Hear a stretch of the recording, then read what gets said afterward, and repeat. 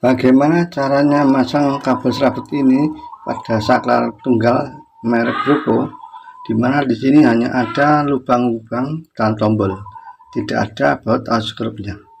Gimana caranya? Ikuti video ini sampai selesai.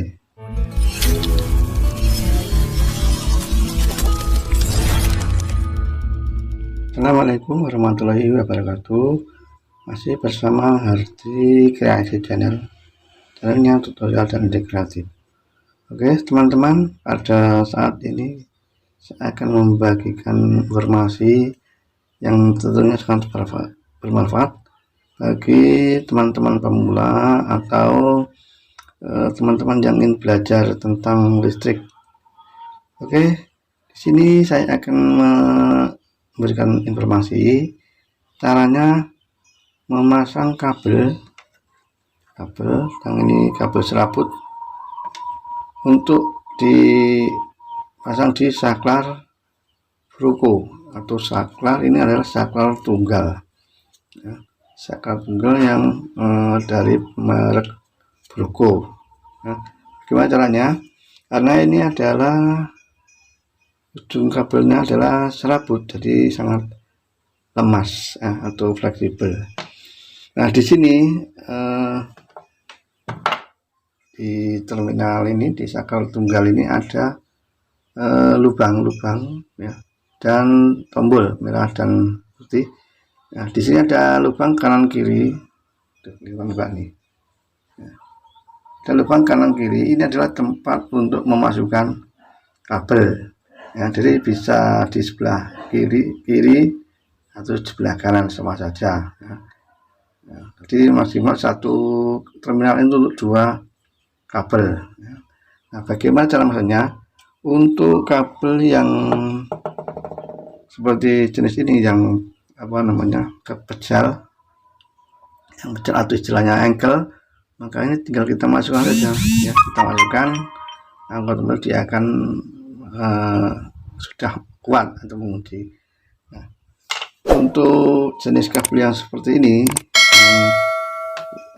fleksibel atau kabel serabut, maka caranya sangat mudah ya. Jadi kita tinggal, ini ada tombol putih dan merah,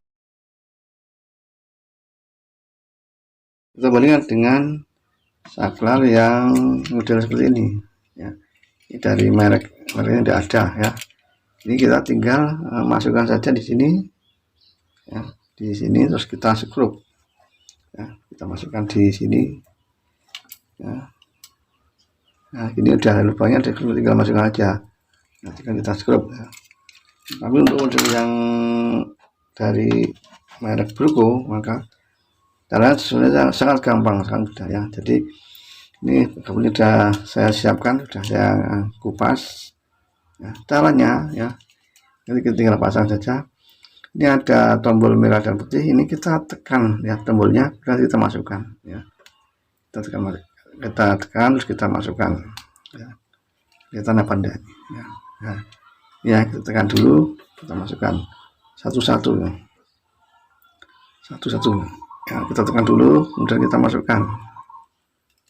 Nah setelah itu kita lepaskan.